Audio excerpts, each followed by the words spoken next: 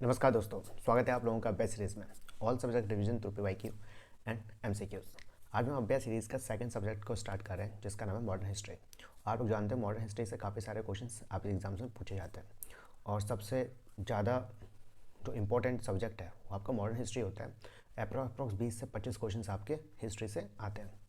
तो आज modern history का फर्स्ट चैप्टर कंप्लीट करेंगे जिसका नाम है एडवेंट ऑफ यूरोपियन कंपनीज। उसके हम 30 पीवाईक्यूज लेकर आए और काफ़ी इंपॉर्टेंट वीडियो होने वाला है, तो वीडियो को कंप्लीट कीजिएगा और कोशिश कीजिएगा कि आप किसी नोटबुक में इसको लिख लीजिए और अच्छी तरह से कीजिएगा। ठीक है, क्वेश्चन करते हैं। छत्तीसगढ़ पीसीएस प्री 2004 में, एमपी पीसीएस में और यूपी पीसीएस में पूछा जा चुका है, तो काफ़ी इंपॉर्टेंट क्वेश्चन है। बेसिक क्वेश्चन है, आप लोगों को सब ये वाला क्वेश्चन आप इजीली कर सकते हो। देखो क्वेश्चन क्या है, in which year Vasco da Gama arrived at कलिकत। पूछा जा रहा है कि वास्को ड गामा किस साल कलिकत में पहुंचे थे। ऑप्शन आर 1350 AD, 1498, 1530 AD और 1612 AD। तो इसका सही आंसर है बी 1498। तो ध्यान रखिएगा, Vasco da Gama arrived at Calicut in 1498 AD 20 मई। देखिए यहाँ पर कुछ पॉइंट्स हैं और ये सारे पॉइंट्स काफ़ी इंपॉर्टेंट है। अब देखो क्वेश्चंस कैसे बनते हैं। Vasco da Gama arrived on the western coast Calicut on, ध्यान रखना 20 मई 1498 को। ठीक है, तो 1498 AD को वास्को ड गामा कलिकत पहुंचे थे। नेक्स्ट पॉइंट क्या है, Vasco da Gama led by the Gujarati guide named Abdul Majid arrived at Calicut. देखो वास्को ड गामा को सहायता प्रदान की थी अब्दुल माजिद ने कलिकत में पहुंचने के लिए। तो क्वेश्चन ऐसे पूछा जाता है कि वास्को ड गामा कलिकत पहुंचे थे ऑन 20 मई 1498, किसकी गाइडेंस में, किसकी हेल्प के द्वारा। तो ध्यान रखना अब्दुल माजिद। ठीक है, तो अब्दुल माजिद ने वास्को ड गामा की हेल्प की थी कलिकत में पहुंचने के लिए। ओके, तो याद रखना sorry, Abdul Majid. Next point क्या है, he was welcome by Zamorin the king of Calicut. Direct question पूछा जाता है कि वास्को ड गामा 20 मई 1498 कलिकत को पहुंचे थे। हेल्प किसके द्वारा किया था, किसकी गाइडेंस में, under guidance of Abdul Majid. उसको मतलब वास्को ड गामा को किसने वेलकम किया था, तो ध्यान रखना जयमोरिन। तो देखिए मैं आपको तीनों पॉइंट्स एक ही लाइन में समझा देता हूँ। वास्को ड गामा कलिकत पहुंचे थे on 20 May 1498, help by the under guidance of Abdul Majid. ठीक है, एंड वेलकम बाय जयमोरिन। तो ये तीनों पॉइंट्स आपको याद होने चाहिए, काफ़ी इंपॉर्टेंट है। तो नेक्स्ट करते हैं, ये भी इंपॉर्टेंट है, बीपीएससी प्री में 2001 में पूछा जा चुका है। Who are the first Portuguese viceroy in India. तो देखिए क्वेश्चन पूछा जा रहा है कि इंडिया के फर्स्ट पोर्तुगीज वाइसरॉय कौन थे। तो देखो option are A Dias, B Vasco da Gama, C Almeida और डी एल्बुकर्क। तो उसका सही आंसर है सी एल्मेडा। तो ध्यान रखना एल्मेडा हमारे फर्स्ट पोर्तुगीज वाइसरॉय थे इंडिया के अंदर। टेन्योर क्या था, 505 से 509 तक। तो ध्यान रखिएगा Almeida was the first Portuguese viceroy in India, tenure 1505 to 1509। और सेकंड पोर्तुगीज वाइसरॉय कौन थे, सेकंड एल्बुकर्क। ठीक है, तो ध्यान रखना एल्बुकर्क। और एल्बुकर्क का टाइम पीरियड कितना था, 1509 टू 1515। तो आपको ये चीज़ याद रखनी पड़ेगी, first Portuguese viceroy in India was एल्मेडा and second Albuquerque. ठीक है, और एल्मेडा ने एक और चीज़ याद रखना, एल्मेडा के द्वारा ब्लू वाटर पॉलिसी, आपने पढ़ रखा होगा ब्लू वाटर पॉलिसी क्या होती है ना। तो ध्यान रखना ब्लू वाटर पॉलिसी को किसने स्टार्ट किया था, एल्मेडा का इनिशिएटिव था। ठीक है, डायरेक्ट क्वेश्चन पूछा जाता है ब्लू वाटर पॉलिसी किसकी इनिशिएटिव है, तो ध्यान रखना एल्मेडा का, जो कि फर्स्ट पोर्तुगीज वाइसरॉय थे हमारे इंडिया के अंदर। Okay, second question number third, sorry, among the following had welcome Vasco da gamma eight कलिकत। पूछा जा रहा है कि वास्को ड गामा कलिकत में जब पहुंचे थे तो उनका वेलकम किसके द्वारा किया गया था। तो हम जानते हैं, अभी हमने पढ़ा था कि Vasco da gamma 20 May 1498 AD में पहुंचे थे कलिकत में, किसकी गाइडेंस में, अब्दुल माजिद की गाइडेंस में। और welcome by option are Gaspar Correa, Albuquerque, Zamorin और डॉन एहनाइदा। तो उसका सही आंसर है जयमोरिन्स। ठीक है, तो याद रखना Vasco da Gama 1498, Abdul Majid and जयमोरिन।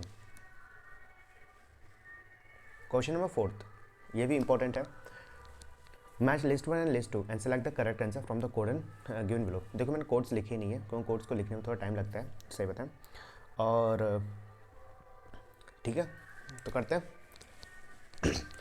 देखो इसमें लिख रहा है डिस्कवरर, मतलब पर्सन्स के नाम, और यहाँ पर लिख रहा है कंट्री के नेम। तो आपको मैच करना है कि कौन से व्यक्ति किस कंट्री के कंट्री से बिलोंग करता है। ठीक है, तो पहला करते हैं वास्को ड गामा। आप लोग जानते हो वास्को ड गामा हमारे पुर्तगीज थे। ठीक है, पहला। फिर क्रिस्टोफर कोलंबस। क्रिस्टोफर कोलंबस, आप लोग जानते हो क्रिस्टोफर कोलंबस ने अमेरिका को डिस्कवर किया था। क्वेश्चन पूछा जाता है कि अमेरिका को डिस्कवर किसके द्वारा किया गया था, तो याद रखना क्रिस्टोफर कोलंबस। और कोलंबस कहाँ के थे, स्पेन के। ठीक है, तो याद रखिएगा स्पेन के क्रिस्टोफर कोलंबस के द्वारा अमेरिका को डिस्कवर किया गया था। ओके। कैप्टन कुक हमारे ग्रेट ब्रिटेन के थे। कहाँ के थे, ग्रेट ब्रिटेन के। अच्छा, कैप्टन कुक ने क्या डिस्कवर किया था, इन्होंने किया था ऑस्ट्रेलिया। तो ध्यान रखिएगा ऑस्ट्रेलिया को डिस्कवर करने वाले कौन थे, कैप्टन कुक। कहाँ के थे, ब्रिटिशर थे।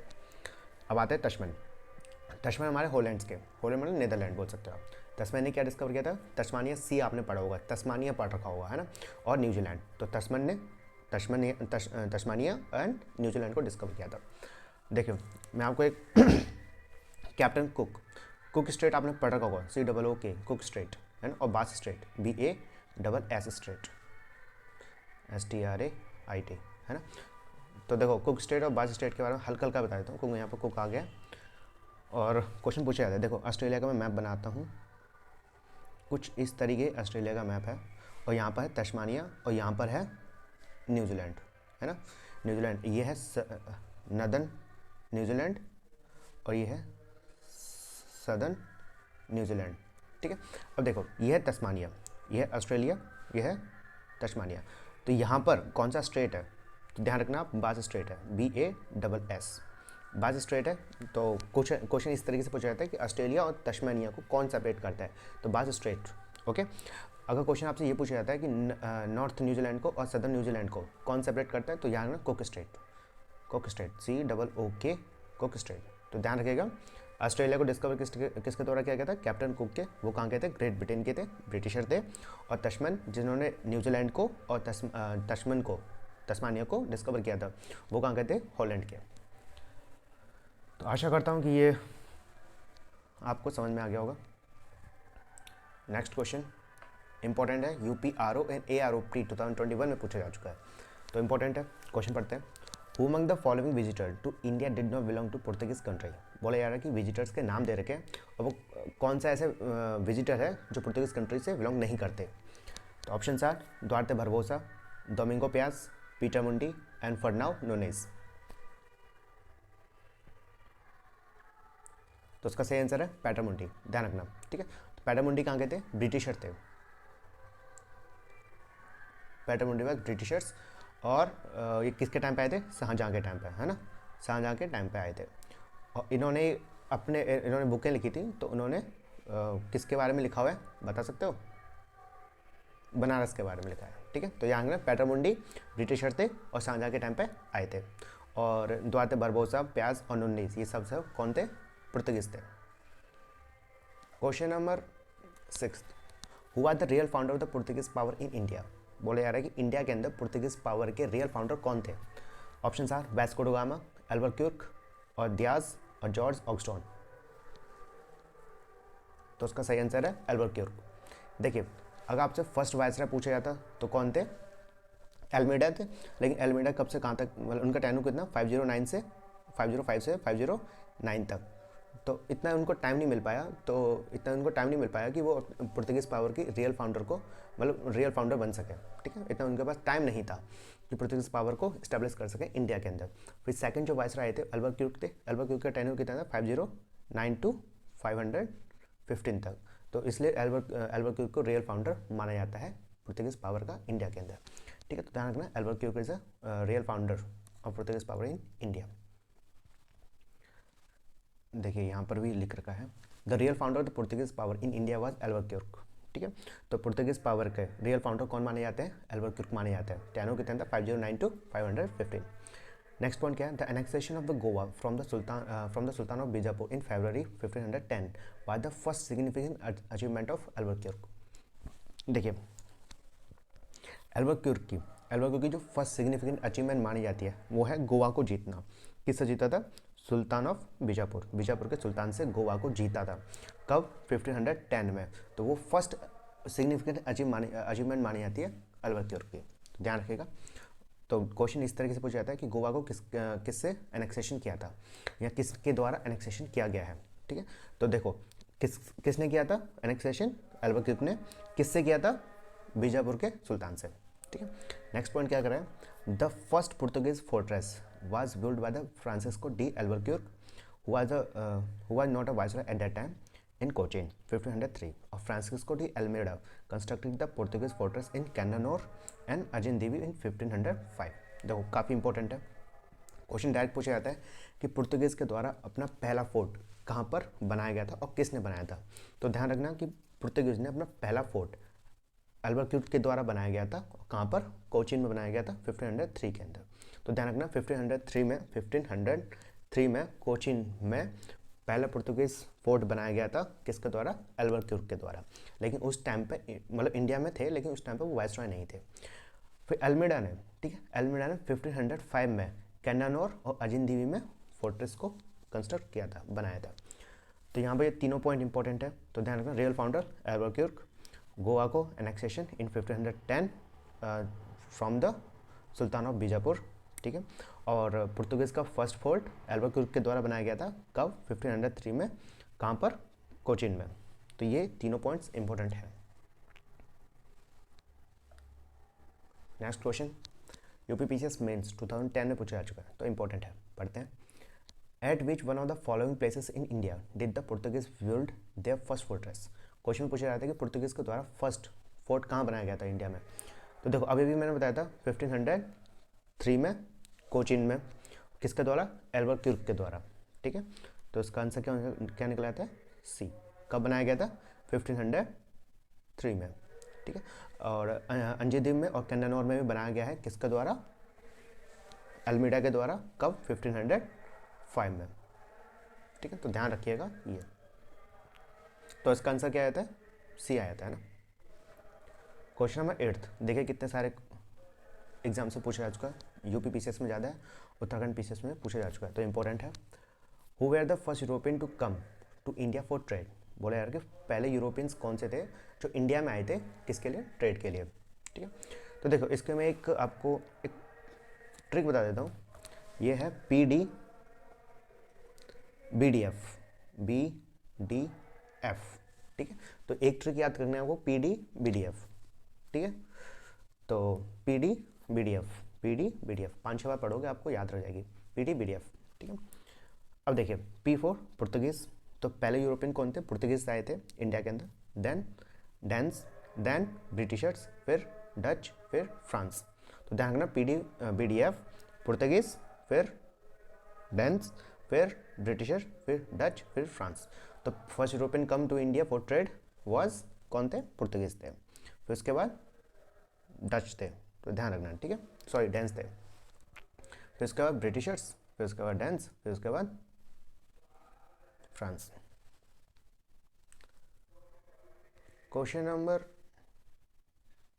9th, with reference to Pondicherry consider the following statement. Okay, the first European power to occupy Pondicherry were the Portuguese, बिल्कुल सही है। The second European power to occupy the Pondicherry were France, option third, the France never occupied Pondicherry. देखिए अभी मैंने आपको एक trick बताई थी, BDF, है ना। ये किसकी ट्रिक है कि कौन से यूरोपियन पावर हमारे इंडिया में आए थे। ठीक है, उनका क्रोनोलॉजिकल ऑर्डर है ये, BDF। ठीक है, अब यही सेम सीक्वेंस हमारे पौंडीचेरी के लिए चलेगा। ठीक है, तो सबसे पहले पौंडीचेरी को किसने ऑक्यूपाई किया था, पुर्तगीज़ के द्वारा, फिर उसके बाद डच के द्वारा, फिर उसके बाद ब्रिटिशर्स के द्वारा, और डेंस ने कभी नहीं किया, फिर उसके बाद फ्रांस के द्वारा। ठीक है, तो याद रखना। तो देखो अब इसके सहायता से स्टेटमेंट्स को देखते हैं। The first European power to occupy Pondicherry were the Portuguese, बिल्कुल सही है। The second European power to occupy the Pondicherry were France नहीं, फ्रांस सबसे लास्ट में थे। ठीक है, तो सेकंड कौन थे, डच थे। और इंग्लिश नेवर ऑक्यूपाइड पौंडीचेरी, नहीं, ब्रिटिशर्स ने ऑक्यूपाई कर रखा था। तो ये भी स्टेटमेंट गलत हो जाता है, ध्यान रखना। 2 and 3 रॉन्ग है, ओनली 1। ठीक है, 9th का। वैसे मुझे ये खास लगा नहीं यार, रट्टा मारने वाला ये तो, चलो कोई बात नहीं। Question number 10th, IS pre 1995 में और 65th BPSC प्री 2019 में पूछा जा चुका है, तो इंपॉर्टेंट है। क्वेश्चन पढ़ते हैं। Hooghly was used as a base for piracy in bay of Bengal was by. देखिए बे ऑफ बंगाल में प्रेसी के लिए हुगली को यूज़ किया था। ठीक है, used as a base for the piracy in bay of Bengal, किसके द्वारा, ऑप्शन था पुर्तगीज, फ्रांस, डेनिश और ब्रिटिश। तो उसका सही आंसर है पुर्तगीज। तो ध्यान रखिएगा, पुर्तगीज के द्वारा हुगली को यूज़ किया था as a base for piracy in bay of Bengal. ठीक है, पिरेसी क्या होता है? चोरी डकैती, है ना। तो याद रखिएगा, Hooghly was used as a base for the piracy in bay of Bengal by the Portuguese. Important है। Question number 11 Uttarakhand PCS pre 2016 में पूछा जा चुका है, तो इंपॉर्टेंट है। Which one of the following is connected with the blue water policy? मैंने आपको पहले ही बता दिया था ब्लू वाटर पॉलिसी किसके द्वारा स्टार्ट की गई थी। ऑप्शन आर, अब लोग बताइए, डी अल्मेडा, एल्बर्क्यूर्क, डुप्लेक्स और रॉबर्ट क्लाइव। तो बताइए ब्लू वाटर पॉलिसी किसके द्वारा स्टार्ट की गई थी? De Almeida. और आप लोग जानते होंगे ब्लू वाटर पॉलिसी क्या होती है, अपने टेक्स्ट बुक में और अपने कोचिंग्स में हम लोग पढ़ रखा होगा अच्छी तरह से। तो blue water policy was started by de Almeida, the first viceroy of the India. Portuguese viceroy है ना। क्वेश्चन नंबर 12 उत्तराखंड पीसीएस में पूछा जा चुका है। Who among the following was the founder of the Calcutta? ठीक है, बोला था कलकत्ता के फाउंडर कौन थे? तो option are Charles Eyre, Job Charnock, Gerald Aungier और विलियम्स नॉर्वेज। तो इसका सही आंसर है जॉब कार्नोक्स। तो ध्यान रखना, तो founder of the Calcutta was कौन थे? फाउंडर ऑफ द कलकत्ता कौन थे? जॉब कार्नोक्स। तो ध्यान रखना, कलकत्ता को फाउंडर कौन थे? जॉब कार्नोक्स। इसको किसी टेक्स्ट बुक में या फिर आप कैसे भी याद कर सकते हो। IAS प्री 1994 के अंदर। Question number 13 the first to start a joint stock company to trade with India where?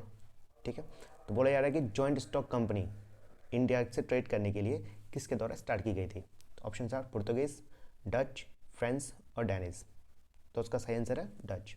तो याद रखना, डचों के द्वारा जॉइंट स्टॉक कंपनी को स्टार्ट किया गया था इंडिया के अंदर ट्रेड करने के लिए। Question number 14 UP PCS pre 2017 में पूछा जा चुका है, इंपॉर्टेंट है। In which of the following places the Dutch establish their trading centre in India? पूछा जा रहा है कि डचों के द्वारा अपने ट्रेडिंग सेंटर्स को स्टैब्लिश किया गया था कहाँ पर? ऑप्शन आर नग्गपट्टिनम, ठीक है, चिंसूरा और मछलीपट्टनम। ऑप्शन बी सूरत, बहरोच, आगरा। ऑप्शन सी कोचीन, अहमदाबाद, पटना और ऑल द अबव। तो उसका सही आंसर है ऑल द अबव। तो ध्यान रखिएगा, डचों के द्वारा अपने अपनी कहाँ पर ट्रेडिंग सेंटर को कहाँ स्टैब्लिश किया गया था?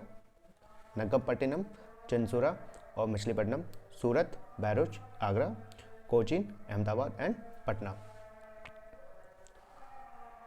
Question number 15 UP PCS pre 1994 में पूछा जा चुका है। The secret of success of east India company in India was? पूछा रहा है ईस्ट इंडिया कंपनी जो सक्सेस थी उसका राज क्या है ना। तो option are absence of nationalism in India.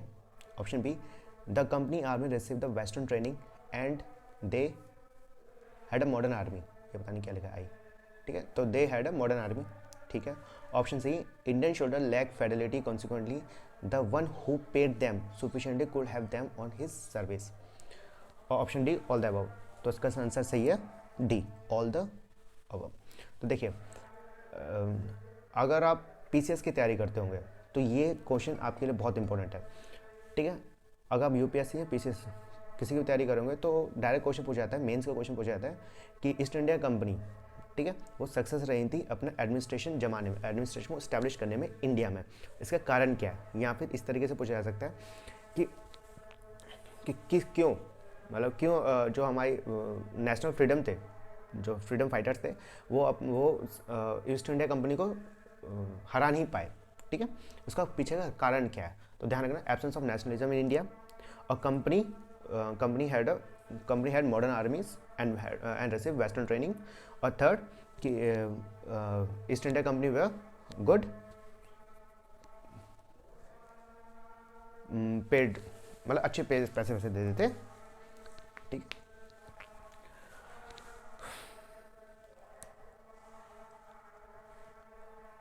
Question number 16 RI में पूछ चुका है। Which of the following British company got the first charter permitting them to trade in India? बोला जाता है कि ब्रिटिश कंपनी, ठीक है, कौन सी ब्रिटिश कंपनी को पहला परमिशन मिली थी इंडिया के साथ ट्रेड करने के लिए? फिर समझते हैं, कौन सी ब्रिटिश कंपनी को इंडिया के साथ ट्रेड करने के लिए पहली परमिशन दी गई थी? Option are Levant company, East India company, the English company trading to East Indies, और ऑप्शन डी ऑस्टेंड कंपनी। तो पहली कंपनी कौन सी थी? Levant company. तो ध्यान रखना, लेवेंट कंपनी पहली ब्रिटिश कंपनी थी जिसको चार्टर परमिशन दी गई थी, मतलब परमिशन दी गई थी इंडिया के साथ ट्रेड करने के लिए। तो ध्यान रखना, Levant company got the first charting permission to trade in India. ध्यान रखना, Levant company. Question number 17 important है। Which one of the following was the emperor of India when the British East India Company was formed in London? पूछे जा रहा है कि British east India company का London में जब फॉर्मेशन हुआ था, जब बनाई गई थी, तो इंडिया के अंदर कौन एम्पीरियर था, कौन राजा थे? ऑप्शन था अकबर, जहांगीर, शाहजहां और औरंगजेब। तो इसका सही आंसर है अकबर। ध्यान रखिएगा। तो हम फिर से समझते हैं, ब्रिटिश ईस्ट इंडिया कंपनी कब बनाई गई थी? 1599 में। तो ध्यान रखना, ब्रिटिश ईस्ट इंडिया कंपनी को लंदन में जब फॉर्मेशन हुआ था, जब फॉर्म हुआ था 1599 में, जब क्रिएट की गई थी, तो उस टाइम पे अकबर हमारे इंडिया में राज कर रहे थे। ठीक है, अकबर राजा थे, एम्पीरियर था। क्वेश्चन नंबर 18 IS प्री 2009 में और 2008 में पूछा जा चुका है।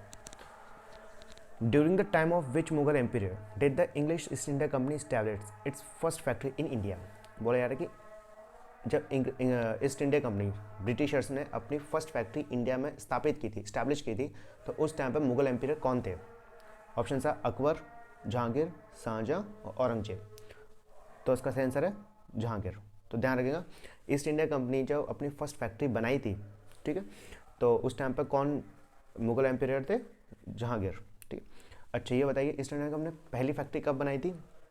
देखिए, अगर आपसे टेम्परेरी फैक्ट्री पूछा जाए कि टेम्परेरी फैक्ट्री कब बनाई गई थी, तो ध्यान रखना 1611 में मछलीपट्टनम में, ठीक है, और 1613 में सूरत में। ये इंपॉर्टेंट है, ये क्वेश्चन पूछा जाता है कि ब्रिटिश ईस्ट इंडिया कंपनी ने, ईस्ट इंडिया कंपनी के द्वारा सूरत में, ठीक है, फर्स्ट फैक्ट्री को सेटअप किया गया था, कौन से साल में? 1613 में। ये पूछ लिया जाता है कि ईस्ट इंडिया कंपनी के द्वारा अपनी फर्स्ट फैक्ट्री को कहाँ स्थापित किया था, तो जाएगा सूरत में। और इस तरीके से क्वेश्चन पूछा जाता है कि सूरत में पहली फैक्ट्री को स्थापित करने वाली कौन सी कंपनी थी? तो ध्यान रखना, ब्रिटिश ईस्ट इंडिया कंपनी। फिर से एक बार समझते हैं, ब्रिटिशर्स ने, ठीक है, ईस्ट इंडिया कंपनी ने अपनी पहली फैक्ट्री को स्थापित कहाँ किया था? सूरत में। कब किया था? 1613 में। दूसरी तरीके से क्वेश्चन घुमाया जाए तो सूरत में पहली फैक्ट्री को स्थापित करने वाली कौन सी कंपनी थी? ब्रिटिशर्स थे, ब्रिटिश ईस्ट इंडिया कंपनी थी। ठीक है, और किसके काल में थे, मतलब मुगल एम्पीरियर कौन थे? जहांगीर। क्वेश्चन नंबर 19 इंपॉर्टेंट है, बीपीएससी और यूपीएससी में पूछा जा चुका है। Where in India did the Britishers set up their first factory in 1613? अभी अभी मैंने बताया था कि उन्होंने टेम्परेरी, ठीक है, टेम्परेरी फैक्ट्री 1611 में कहाँ? मछलीपट्टनम में। और 1613 में कहाँ पर? सूरत में। ठीक है, तो ध्यान रखना, ब्रिटिशर्स ने अपनी फर्स्ट फैक्ट्री कहाँ स्थापित की थी? 1613 में। कहाँ? सूरत में। तो option is D. Question number 19 44th BPSC pre में पूछा जा चुका है। Which of the following officers defeat Portuguese at Swally? पूछा जा रहा है कौन से ब्रिटिश ऑफिसर ने पुर्तगीज को हराया था एट साउली में? Option sir William Hawkins, Thomas best, Thomas Roy और जोसे चाइल्ड। तो इसका सही आंसर है थॉमस बेस्ट। तो ध्यान रखिएगा, थॉमस बेस्ट ब्रिटिश ऑफिसर थे जिन्होंने पुर्तगीज को हराया था एट साउली में। क्वेश्चन नंबर 21 यूपीपीसीएस मेंस 2011 में पूछा जा चुका है, तो इंपॉर्टेंट है। Which one of the following European trading company was the first to establish its factory at Surat? पूछा जा रहा है कि कौन सी यूरोपियन ट्रेडिंग कंपनी के द्वारा, मतलब कौन सी कंपनी के द्वारा सूरत के अंदर पहली फैक्ट्री स्थापित की थी, मतलब किस कंपनी ने सूरत के अंदर पहली फैक्ट्री को स्थापित किया था? तो मैंने आपको पहले बताया था किसने की थी? ब्रिटिशर्स ने। कब की थी? 1613 में। तो इंग्लिश, ये मैं क्वेश्चन आपको करवा चुका हूँ पहले। क्वेश्चन नंबर 22 इंपॉर्टेंट है, एमपीपीसीएस प्री 2008 में पूछा जा चुका है। Which English governor of the East India company in India was expelled by Aurangzeb? पूछा जा रहा है कि औरंगजेब के द्वारा कौन से ब्रिटिशर्स गवर्नर को निकाल दिया गया था? एक्सपेल मतलब क्या होता है? देश निकाला, मतलब इंडिया से बाहर भगा दिया था। Option are Aungier, sir John Child, sir John Gayer और सर निकोलस व्हाइटहेड।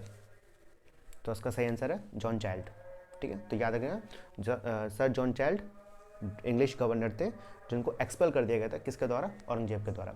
अब क्वेश्चन इस तरीके से भी आ सकता है कि कौन से मुगल एम्पीरियर थे जिन्होंने जॉन चाइल्ड को एक्सपेल कर दिया गया था? तो ध्यान रखना औरंगजेब के द्वारा।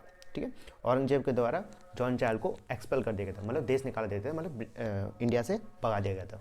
ठीक है, क्यों भगाया था आप लोगों को पता होगा, क्योंकि जो बम्बई के जो पोर्ट्स थे उन पर कब्जा कर लिया था, और जो मैक्का पिलग्रिम्स था उसको भी हथियाने की कोशिश की थी, है ना, कब्जा करने की कोशिश की थी। तो ध्यान रखना जॉन चाइल्ड को एक्सपेल कर दिया गया था, किसके द्वारा? औरंगजेब के द्वारा।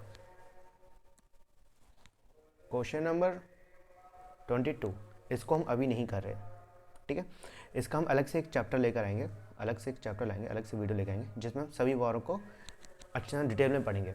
अभी मैं पढ़ा तो सकता हूँ, ठीक है, लेकिन मज़ा नहीं आएगा। चलो फिर कर लेते हैं यार, मैथ्स करना है, कोर्स में लिखे नहीं है।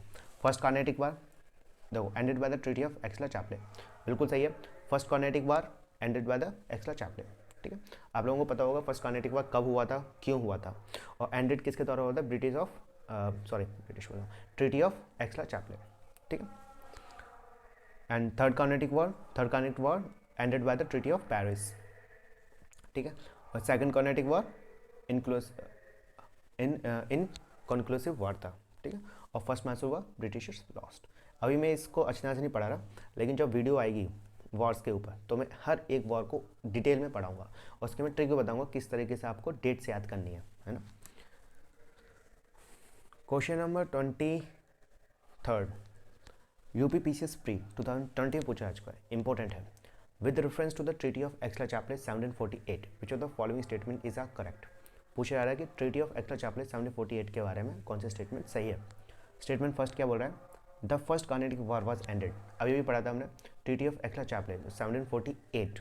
ठीक है, जो फर्स्ट कार्नेटिक वार जो हुआ था 1746 से 1748 because of war of succession in Europe.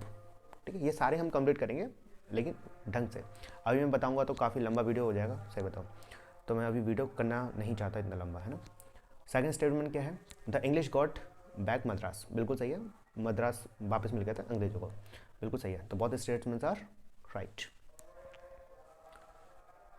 24 IS pre 1996 में पूछा जा चुका है, इंपॉर्टेंट है।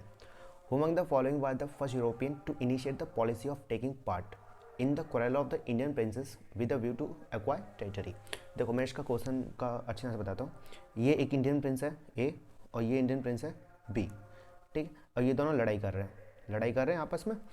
तो एक व्यक्ति है, तो देखो मैं आपको फिर से बताता हूँ कि पहले कौन से यूरोपियन थे जिन्होंने फ़ायदा उठाया था कि दो प्रिंसेस आपस में लड़ाई कर रहे हैं, और इन दोनों का मतलब जो लड़ाई जो चल रही है दो प्रिंसेस के बीच में, कि उसका फ़ायदा उठा के उनकी टेरिटरी, उनके ज़मीन को हथियाने की पॉलिसी किसके द्वारा स्टार्ट की गई थी। फिर से समझते हैं, पहले ऐसे कौन से यूरोपियंस थे जिन्होंने पॉलिसी अडॉप्ट की थी कि उनकी ज़मीन को हथिया लो जब वो दोनों लड़ाई करें, या दोनों जब वो लड़ाई कर रहे होंगे तो उनकी ज़मीन को हथिया लो। ठीक है, आप लोग समझ गए होंगे यार क्या कहना चाहता हूँ मैं, है ना। तो ऑप्शन आर क्लाइव, डुप्लेक्स, एल्बरक्यूक और वैरन हेस्टिंग। तो उसका सही आंसर है डुप्लेक्स। ठीक है, याद रखिएगा, मतलब समझ में आया ना क्या कहना चाह रहा हूँ मैं। क्वेश्चन में क्या बोला है कि पहले ऐसे कौन से यूरोपियंस थे जिन्होंने ये पॉलिसी अडॉप्ट की थी कि दो प्रिंसेस की अगर लड़ाई चल रही है तो उस लड़ाई का फ़ायदा उठा के उनकी ज़मीन को एक्वायर कर लें, उनकी ज़मीन को छीन लेंगे। तो ये पॉलिसी किसके द्वारा स्टार्ट की थी? डुप्लेक्स के द्वारा। क्वेश्चन नंबर 25 IS प्री 2003 में पूछा जा चुका है, इंपॉर्टेंट है। In India among the following location the French establish the earliest factory eight. पूछा जा रहा है कि फ्रांस ने सबसे पहले अपनी फैक्ट्री कहाँ पर इस्टेब्लिश की गई थी। ऑप्शन आ सूरत, पलिकत, कोचिन और काशिम बाजार। तो उसका सही आंसर है सूरत में। तो ध्यान रखना सूरत में ही ब्रिटिश ईस्ट इंडिया कंपनी के द्वारा, है ना, ईस्ट इंडिया कंपनी के द्वारा ही सूरत में ही पहली फैक्ट्री इस्टेब्लिश की गई थी, और फ्रांस के द्वारा भी सूरत में ही अपनी पहली फैक्ट्री को स्थापित किया गया था। तो ध्यान रखना सूरत में ही ईस्ट इंडिया कंपनी ने फर्स्ट फैक्ट्री को इस्टेब्लिश किया गया था, और फ्रांस ने भी सूरत के अंदर ही अपनी पहली फैक्ट्री का निर्माण किया था। क्वेश्चन नंबर 26 इंपॉर्टेंट है, यूपीपीसीएस में आ चुका है।